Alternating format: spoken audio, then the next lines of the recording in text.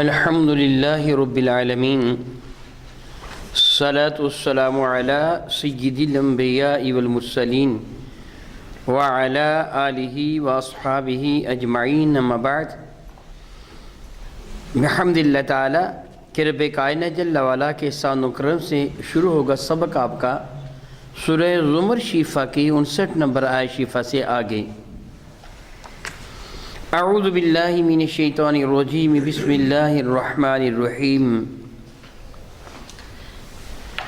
وَيَوْمَ الْقِيَامَةِ تَرَى الَّذِينَ كَذَبُوا عَلَى اللَّهِ وُجُوهُهُمْ مُسْوَدَّةٌ أَلَيْسَ فِي جَهَنَّمَ مَثْوًى لِلْمُتَكَبِّرِينَ۔ یوم القیامت وَيَوْمَ الْقِيَامَةِ، اور وہ جو قیامت کا دن ہوگا، تَرَى الَّذِينَ كَذَبُوا عَلَى اللَّهِ، آپ ملاحظہ فرمائیں گے یا رسول اللہ صلی اللہ تعالیٰ علیہ وسلم، یا اے ہر وہ شخص جو قرآن کریم کا قاری ہے تو بھی دیکھے گا۔ کیا دیکھے گا؟ الَّذِينَ كَذَبُوا عَلَى اللَّهِ، ان لوگوں کو جنہوں نے اللہ تعالیٰ پر جھوٹ باندھا۔ یہاں مراد مشرکین ہیں جنہوں نے بتوں کی پرستش کی اور یہ کہا یہ معبودان باطلہ اللہ تعالیٰ کے ہمسر ہیں، اللہ تعالیٰ کے معاون ہیں وغیرہ وغیرہ۔ فرماتے ہیں کذبوا علی اللہ، جنہوں نے اللہ تعالیٰ پر جھوٹ باندھا، کیا ان کو دیکھے گا تو کہ وجوہہم مسودہ، ان کے چہرے سیاہ ہوں گے، معاذ اللہ تعالیٰ سماذ اللہ تعالیٰ، کالے بجنگ ہوں گے۔ اعوذ باللہ تعالیٰ بعض روایت میں آتا ہے کہ ان کی شکل انسانوں جیسی شکل نہیں رہے گی۔ لقد کرمنا بنی آدم کا فرما کر اللہ تعالیٰ جل وعلا نے اولاد آدم کو عزت اور تکریم کا تاج پہنایا ہے، ان کو اچھی شکل عطا فرمائی ہے۔ لقد خلقنا الانسان فی احسن تقویم، فرماتے ہیں کہ میں انسان کو بہترین تقویم پہ پیدا فرمایا ہے، بہت اعلیٰ شکل عطا فرمائی ہے۔ پھر کافروں کی یہ شکل باقی نہیں رکھی جائے گی، ان کے چہرے سیاہ ہو جائیں گے۔ فرماتا ہے الیس فی جہنم مثوی للمتکبرین، تو کیا جہنم میں کافروں کا ٹھکانہ یہ کافی نہیں ہے؟ الیاذ باللہ تعالیٰ ثم الیاذ باللہ تعالیٰ، یعنی ان کو سزا دینے کے لیے ان کا ٹھکانہ جہنم کا بنا دیا جانا کہ یہ کافی نہیں ہے؟ بہت کافی ہے، بہت کافی ہے، بہت کافی ہے۔ کوئی انسان اپنے فہم میں، اپنے شعور میں، اپنی عقل میں وہ عذاب لا ہی نہیں سکتا جو جہنم کے عذاب ہیں۔ جس طرح وہ جنت کی نعمتوں کو گمان میں بھی نہیں لا سکتا جتنے انعامات جنت کے اندر ہیں، اسی طرح اس عذاب الہی کے بارے میں تصور بھی نہیں کیا جا سکتا وہ عذاب کیسا کیسا ہوگا۔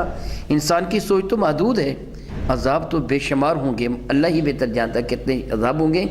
قبل ازیں آپ یہ سن چکے ہیں میرے اور آپ کے کریم آقا حضور رسول مرشد رحمت عالم صلی اللہ علیہ وسلم کا ارشاد گرامی قدر کہ ایمان والوں کے چہرے قیامت کے دن روشن و تابہ ہوں گے، ان کے عذاب وضو 14ویں رات کے چاند کی طرح چمکیں گے، روشن و تابہ ہوں گے، اور ایمان والے رب کائنات جل وعلا کی رحمتوں کے امیدوار ہوں گے۔ ان کے سروں پر رب کائنات جل وعلا جنت کے تاج سجائے گا، ان کو جنت کا لباس زیب تن کروا کے جنت کی سواریوں پر سوار کر کے جنت کی طرف لے جایا جا رہا ہوگا۔ جس طرح ایک حدیث مبارکہ کا مفہوم بنتا ہے میرے اور آپ کے کریم آقا حضور رسول مرشد رحمت عالم صلی اللہ علیہ وسلم کے ارشاد گرامی قدر کا مفہوم بنتا ہے وہ لوگ جو اپنے مولا کی رضا کی خاطر اذان دیا کرتے تھے، قیامت کے دن وہ حضرت سیدنا بلال حبشی کی قیادت میں جنت کی سواریوں پر سوار ہو کر جنت کی طرف روانہ ہوں گے۔ ایمان والوں کو عزت و عظمت کے تاج پہنائے جائیں گے، جبکہ کافروں کو ذلیل اور رسوا کیا جائے گا، ان کو گرفتار کیا جائے گا، ان کے ہاتھ پسے پشت بندھے ہوئے ہوں گے، زنجیروں میں جکڑے ہوئے ہوں گے، چہرے سیاہ بجنگ ہوں گے، شکلیں معاذ اللہ بگڑی ہوئی ہوں گی۔ فرماتا ہے الیس فی جہنم مثوی للمتکبرین، تو کیا جہنم میں الیس فی جہنم، کیا جہنم کے اندر مثوی للمتکبرین ٹھکانہ کافروں کا یعنی کافی نہیں ہے؟ معاذ اللہ تعالیٰ یقیناً وہ تکبر کیا کرتے تھے، خود کو بڑا سمجھا کرتے تھے، اسی قدر ان کو ذلیل کر دیا گیا۔ فرماتا ہے رب کائنات جل وعلا سبحان اللہ سبحان اللہ وَيُنْجِي اللَّهُ الَّذِينَ اتَّقَوْا بِمَفَازَتِهِمْ، اور نجات عطا فرما دے گا اللہ تعالیٰ ان لوگوں کو جو متقی ہوئے فوز و فلاح، نہایت اعلیٰ درجے کی کامیابی، نہایت اعلیٰ درجے کی کامیابی ان کو عطا فرما دی جائے گی۔ میرے اور آپ کے کریم آقا تاجر اربوجم شفیع معظم رحمت عالم صلی اللہ علیہ وسلم سے حضرت سیدنا ابو ہریرہ رضی اللہ تعالیٰ نے حدیث مبارکہ کو روایت کرتے ہیں۔ علامہ قرطبی نے اپنی تفسیر میں حدیث مبارکہ کو نقل فرمایا، میرے اور آپ کے کریم آقا رسول رحمت فرماتے ہیں صلی اللہ تعالی وسلم، قیامت کے دن ایمان والے کا حشر اس کے اعمال کی معیت میں کیا جائے گا۔ اس کے اعمال نہایت ہی خوبصورت شکل میں، اتنی حسین، اتنی خوبصورت شکل ہوگی کہ جو دل کو لبھائے گی، ایک انسیت پیدا ہوگی، ایک محبت پیدا ہوگی، ایک قرب پیدا ہوگا۔ وہ نیک عمل نہایت ہی خوبصورت اور حسین ترین شکل میں اس کے قریب ہوگا اور اس کا معاون ہوگا، اس کو بہت عزت دے گا۔ جس طرح آپ یوں کہیے کہ کوئی آدمی جا رہا ہو، کوئی نوکر چاکر اس کے آگے پیچھے چہار جانا، وہ گھومتا پھرتا رہتا ہے، تجھے کوئی تکلیف تو نہیں، کوئی دقت تو نہیں، ادھر تشریف لائیے، ادھر تشریف لائیے، پروٹوکول ملے گا، بڑی عزت دے گا اس کا نیک عمل اسے۔ پھر ایمان والا کہے گا اللہ تجھ پہ بے شمار رحمت نازل فرمائے، تو اتنا حسین، اتنا جمیل، آج تک میری آنکھ نے ایسا حسین انسان نہیں دیکھا، تو میرے ساتھ کتنی نرمی کرتا ہے، کتنی محبت کرتا ہے، کس قدر خوش دلی کے ساتھ میرے ساتھ تو پیش آ رہا ہے، اور کس طرح تو میری رہنمائی کر رہا ہے۔ کوئی بھی الجھن ہوتی ہے تو فوراً دور کر دیتا ہے۔ میں پوچھ سکتا ہوں کیا تو مجھے بتائے گا تو کون ہے؟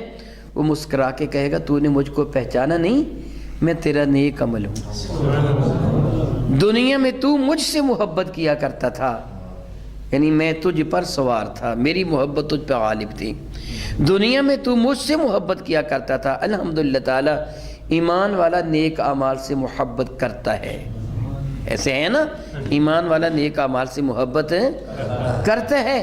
آپ نماز پڑھنے کے لیے آتے ہیں، محبت کرتے ہیں نماز کے ساتھ، قرآن پاک کو چوم چوم کر آنکھوں سے لگاتے ہیں، محبت کرتے ہیں قرآن کریم کے ساتھ، اپنے کریم آقا کے ساتھ محبت کرتے ہیں، نیک اعمال کے ساتھ۔ وہ کہے گا دنیا میں میں تجھ پر سوار تھا، یعنی میری محبت تجھ پہ غالب تھی، اور آج تو مجھ پر سوار، یعنی تیری محبت مجھ پر غالب ہے، میں تیری خدمت کر رہا ہوں۔ اس کے برعکس، یعنی یہ ایمان والوں کا حال ہوگا۔ اس کے برعکس ایک اور روایت میں ہے، میرے کریم آقا فرماتے ہیں کہ کافر کے برے اعمال نہایت ہی کبھی شکل میں، بہت ہی بری اور ڈراؤنی شکل میں اس کے ساتھ ہوں گے، اس کے اوپر سوار ہو جائیں گے، یہ ان سے جان چھڑائے گا، وہ جان چھوڑیں گے نہیں، کہیں گے بدبخت اب کہاں بھاگتا ہے، ہم تیرے بد اعمال ہیں۔ معاذ اللہ تعالیٰ سماذ اللہ تعالیٰ، اللہ تعالیٰ معاف فرمائے، اللہ تعالیٰ معاف فرمائے۔ یہ ہے تو کافروں کے لیے نا، لیکن ایمان والوں کے لیے بھی میرے نبی نے ایک معاذ اللہ تعالیٰ ارشاد فرمایا ہے، قیامت کے دن زکوٰۃ چوروں کا تعاقب ان کا مال گنجا سانپ بن کر کرے گا، ان کی باچھیوں کو چیرے گا، کہے گا فعرف انا کنزک وانا مالک، وہ مجھ سے بھاگنے والے کہاں بھاگ کے جائے گا، مجھ کو پہچان، میں تیرا مال، تیرا خزانہ ہوں، جس پر تو دنیا میں سانپ بن کے بیٹھا ہوا تھا۔ الیاذ باللہ تعالیٰ ثم الیاذ باللہ تعالیٰ۔ الغرض نیک اعمال بہترین شکل میں اور بد اعمال بدترین شکل میں انسان کے سامنے آئیں گے۔ اس آیت مبارکہ میں رب کائنات نیک اعمال کا تذکرہ فرماتا ہے کہ ینجی اللہ الذین اتقوا بمفازتہم، رب کائنات ایمان والوں کو ان کی کامیابیاں مقدر فرمائے گا، نجات دے دے گا اللہ تعالیٰ ان متقیوں کو۔ لا یمسہم السوء، ان کو کوئی بھی برائی چھو تک نہ سکے گی۔ سبحان اللہ، برائی کا پہنچتا تو دور کی بات ہے، برائی مس تک نہیں کرے گی۔ اللہ تعالیٰ ہر برائی کو ایمان والوں سے دور رکھے گا، ایمان والوں کو ہر برائی سے محفوظ فرمائے گا۔ وَلَا هُمْ يَحْزَنُونَ، سبحان اللہ، قیامت کے دن ان کو کوئی بھی غم نہیں ہوگا، کوئی بھی غم نہیں ہوگا، کوئی بھی غم نہیں ہوگا۔ اللہ اکبر، اللہ اکبر، اللہ اکبر۔ میرے کریم کے ارشاد گرامی قدر کا مفہوم بنتا ہے، ایک شخص جنت میں ہوگا، جنت میں اعلیٰ مقام میں ہوگا، اس کے عز و کربا، اس کے بیوی بچے یا اس کے بہن بھائی یا اس کے ماں باپ جن سے بھی وہ پیار کرتا وہ اس کے پاس نہیں ہوں گے، یا تو وہ جہنم میں ہیں یا پھر اس سے کم درجے میں ہیں۔ وہ عرض کرے گا پروردگار عالم جل وعلا، میری بیوی کہاں ہے، میرے بچے کہاں ہیں، یا میری بہنیں میرے بھائی کہاں ہیں، یا میری ماں اور میرا باپ کہاں ہے، ارشاد فرمایا جائے گا انہوں نے تیرے جیسے نیک اعمال نہیں کیے۔ اللہ اکبر، اللہ اکبر۔ یہاں مجھے اپنے رب کریم کی شان کریمی ہی یاد آ رہی ہے۔ اس کے دل میں یہ خیال پیدا کون کرے گا؟ خود خالق کائنات ہی کرے گا نا۔ مولا تو کتنا کریم ہے، تیری عزت کی قسم تو اپنے بندوں پر بہت ہی زیادہ کریم ہے، بہت ہی زیادہ کریم ہے۔ میرے نبی تشریف فرماتے صلی اللہ تعالیٰ علیہ وآلہ وبارک وسلم ایک غزوہ سے واپس تشریف لا رہے تھے۔ جنگل کا ماحول، صحابہ کرام ڈیرہ جمائے تشریف فرما ہے۔ سادہ سادہ سی چولہوں پہ کھانا تیار ہو رہا تھا۔ ایک بی بی نے، ایک خاتون نے، ایک صحابیہ نے چند پتھر اکٹھے کیے، ان کا ایک سادہ سا چولہا بنایا، ان کے اوپر ہنڈیا کو چڑھا دیا۔ جنگل سے ارد گرد سے کچھ لکڑیاں سوکھی ہوئی اکٹھی کر لائی، اس کے نیچے آگ جلا دی اور اس کے اوپر ہنڈیا پکانے لگی۔ وہ ہنڈیا میں ڈوئی چمچ جو بھی ہوگا اس زمانہ میں وہ پھیر رہی تھی، سالن پکا رہی تھی۔ جنگل بھی بیابان تھا اور چولہا بھی بڑا سادہ پتھروں کا بنایا ہوا سادہ سا چولہا، اور گرد گرد سوراخ ظاہر ہے زیادہ ہوں گے۔ ہوا کی وجہ سے آگ کے شعلے آگے کو لپکتے، وہ سامنے اپنے چھوٹے سے بچے کو لیے بیٹھی تھی۔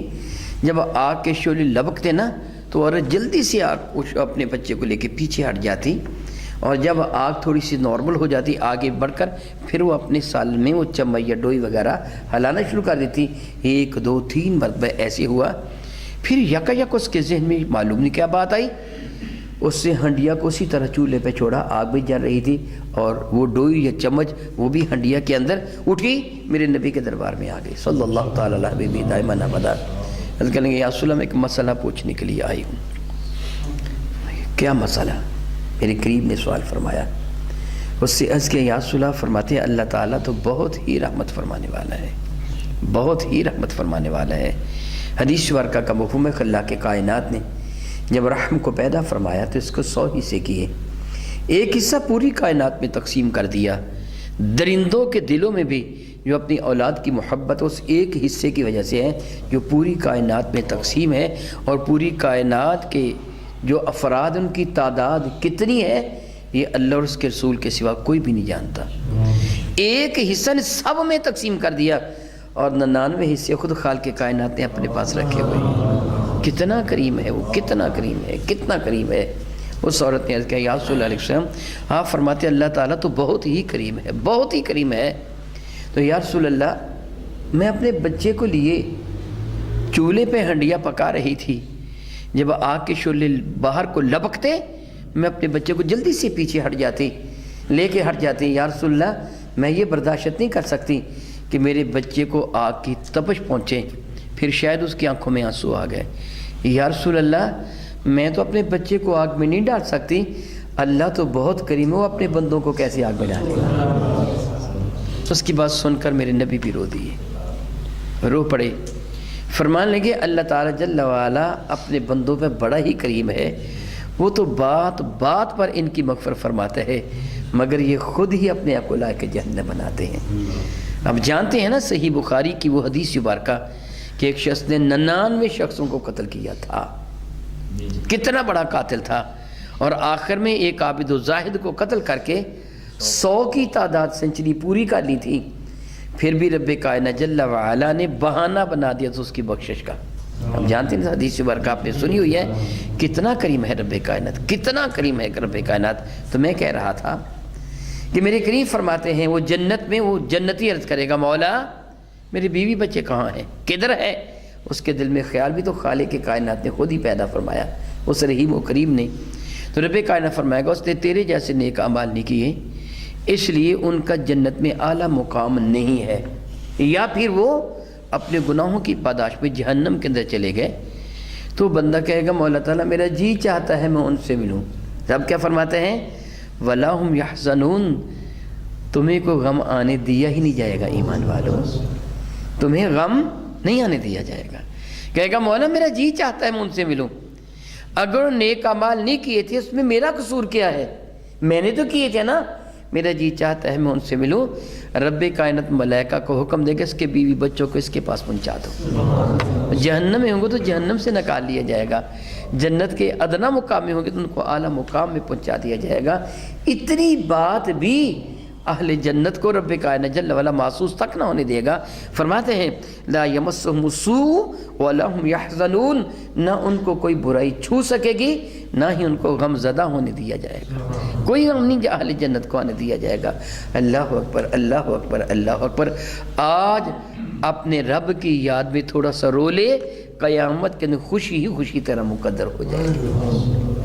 سبحان اللہ۔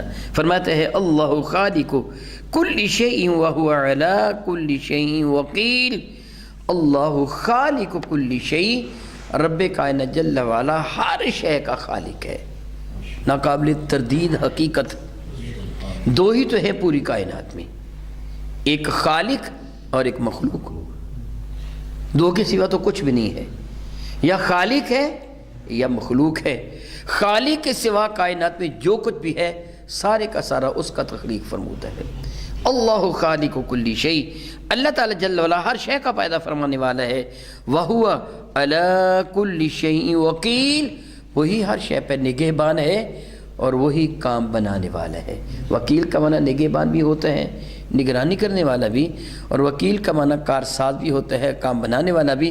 حقیقت یہی ہے، وہی سب پر وکیل ہے، نگہبان بھی وہی ہے اور بگڑے ہوئے کام بنانے والا بھی وہی ہے، وہی خالق ہے۔ فقل حسبی اللہ لا الہ الا هو علیہ توکلت وہو رب العرش العظیم، کہہ دے اس کائنات ہستی میں اللہ کے سوا کوئی بھی عبادت کے لائق نہیں، میرا بھروسہ اسی پر ہے اور وہ عرش عظیم کا مالک ہے۔ لہو مقالید السماوات والارض، لہو یہاں لام ملکیت کے لیے ہے، لہو مقالید السماوات والارض، اسی کے قبضہ میں ہے، اسی کی ملکیت میں ہے، اسی کے دست قدرت میں ہے، وہی مالک ہے۔ مقالید کنجیاں، چابیاں، مفتاح، کھولنے کی شے اسی کے دست قدرت میں ہے، کنجیاں آسمانوں کی بھی اور زمین کی بھی، کائنات کی سارے کے سارے اختیارات اسی کے دست قدرت میں، کائنات کے سارے خزانے اسی کے پاس۔ سبحان اللہ، وہ جس کو چاہے عطا فرمائے۔ صحیح بخاری میں ہے، میرے کریم فرماتے ہیں رب کائنات نے زمین و آسمان کے خزانوں کی کنجیاں مصطفیٰ کو عطا فرمایا، وہ رب کائنات نے میرے نبی کو اختیار عطا فرمایا۔ حقیقتاً زمین و آسمان کی کنجیوں کا مالک رب ذوالجلال ہے، خلاق کائنات جل مجد کریم ہے۔ حضرت سیدنا عبداللہ ابن عمر رضی اللہ تعالیٰ عنہ ارشاد فرماتے ہیں کہ حضرت سیدنا عثمان غنی رضی اللہ تعالیٰ عنہ نے ایک مرتبہ بارگاہ بیکس پناہ میں میرے کریم آقا صلی اللہ علیہ وسلم کی خدمت فیض درجت میں عرض کیا، یا رسول اللہ صلی اللہ تعالی وسلم، یہ مقالید السماوات والارض کیا ہیں؟ یہ زمین اور آسمانوں کی کنجیاں کیا ہیں؟ پوچھنے والے کون تھے؟ میرے کریم آقا کے داماد سیدنا عثمان غنی۔ حدیث کے راوی سیدنا عبداللہ ابن عمر، میرے اور آپ کے کریم آقا تاجدار ارب و جم شفیع معظم رحمۃ اللہ علیہ نے زمین و آسمان کے خزانوں کی جو کنجیاں ارشاد فرمائیں، آپ بھی یاد کر لیجئے۔ میرے کریم نے فرمایا لا الہ الا اللہ واللہ اکبر، کیا بلا؟ لا الہ الا اللہ واللہ اکبر، سبحان اللہ وبحمدہ، استغفر اللہ، ولا حول ولا قوت الا باللہ العلی العظیم، هو الاول والآخر والظاہر والباطن، یحیی ویمیت بیدہ الخیر وہو علی کل شیء قدیر۔ فرمایا یہ زمین و آسمان کے مقالید ہیں، کنجیاں ہیں۔ سیدنا علی المرتضیٰ کرم اللہ تعالی وجہہ فرماتے ہیں، میرے کریم نے صاحب یہ بھی فرمایا تھا، یاد رکھیے عثمان غنی سے جو مروی ہے، حضور نے فرمایا تھا تجھ سے پہلے مجھ سے کسی نے بھی سوال نہیں کیا کہ زمین و آسمان کی کنجیاں بتا دو، میں تم کو بتا رہا ہوں۔ سیدنا علی مرتضیٰ نے بھی سوال کیے بعد میں، اے اللہ کے نبی علیہ السلام شاید ان کو حضرت عثمان غنی کی یہ حدیث بارکہ نہ پہنچی ہوگی، وگرنہ وہ چپ رہتے، ان کو پتہ چل جاتا۔ خود انہوں نے سوال کیا اللہ کے نبی علیہ السلام آسمان و زمین کی کنجیاں کیا ہیں؟ میرے کریم آقا نے یہی ارشاد فرمایا، میں علی صبح و شام 10 مرتبہ ان کو پڑھ لیا کرو، 10 مرتبہ ان کو پڑھ لیا کرو، رب کائنات کی رحمت کے خزانوں کی گویا تم پہ بارش شروع ہو جائے گی۔ بہت مشکل تو نہیں ہے، کلمات مقدسہ بہت آسان ہیں، سہل ہیں، ان کو یاد کرنا کوئی مشکل نہیں ہے۔ یاد کر لیجئے، کوشش کیجئے صبح شام ان کلمات مقدسہ کی تلاوت کرنے کی، تو رب کائنات جل وعلا کی رحمتوں کا نزول شروع ہو جاتا ہے۔ فرماتے ہیں لہو مقالید السماوات والارض، اسی کے دستے قدرت میں زمین و آسمان کے خزانوں کی، زمین و آسمان کی کنجیاں، یعنی ان کے خزانوں کے، ان کو جو بھی کرنا ہے، جس طرح کہتے ہیں کہ کنجی فلاں کے پاس ہے، وہ جو چاہے سو کرے، یہ زمین و آسمان کا مالک اللہ تعالی جل وعلا ہے۔ والذین کفروا بآیات اللہ، اور وہ لوگ جنہوں نے کفر کیا اللہ تعالیٰ کی آیتوں کا، آیات الہیہ کے منکر ٹھہرے، نافرمان ٹھہرے، اولئک ہم الخاسرون، یہی وہ لوگ ہیں جو سخت نقصان اٹھانے والے ہیں۔ سبحان اللہ و بحمدہ۔ ذرا رب کائنات کے ارشاد گرامی قدر کا حسین انداز اور پیرائی کو ملاحظہ فرمائے۔ ایمان والے کو کیا دے دیا؟ زمین و آسمان کے خزانوں کی کنجیاں، اور کافروں کے مقدر میں خسارہ۔ کافروں کے لیے فرمایا وہ بدترین خسارے میں ہیں کہ وہ حاصل نہ کر سکے۔ سبحان اللہ، سبحان اللہ۔ پتہ یہ چلا جو دامن مصطفیٰ کریم سے وابستہ ہو جاتا ہے، رب کائنات دونوں جہانوں کی عزتیں اس کا مقدر بنا دیتا ہے، دونوں جہانوں کی عزتیں اس کو میسر آ جاتی ہیں۔ جو اس درگاہ مقدس سے پیچھے ہٹ جاتا ہے، نافرمان ہو جاتا ہے، وہ شدید خسارے میں ہو جاتا ہے۔ رب کائنات کے دربار مقدس میں ہمیشہ یہ دعا کیجئے، اللہم اجعلنا مع الذین انعمت علیہم، اے اللہ تعالی جل وعلا ہمارا حشر ان کے ساتھ کرنا، انعمت علیہم جن پر تیری نعمتوں کا نزول ہوا۔ وہ کون ہیں؟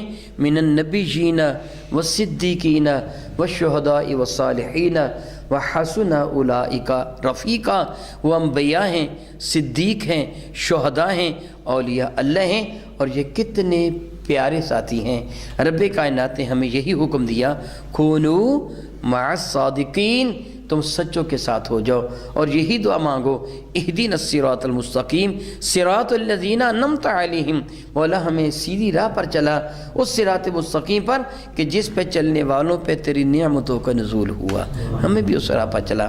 خود فرماتے ہیں وَمَن يُطِعِ اللَّهَ وَالرَّسُولَ، جو اطاعت کرتے اللہ تعالیٰ جل وعلا کی اور اللہ تعالیٰ کے رسول کی، فَأُولَئِكَ، یہی وہ لوگ ہیں، انعم اللہ علیہم، جن پر اللہ نے اپنی نعمتوں کا نزول فرمایا ہے، من النبیین والصدیقین والشہداء والصالحین وحسن اولئک رفیقا۔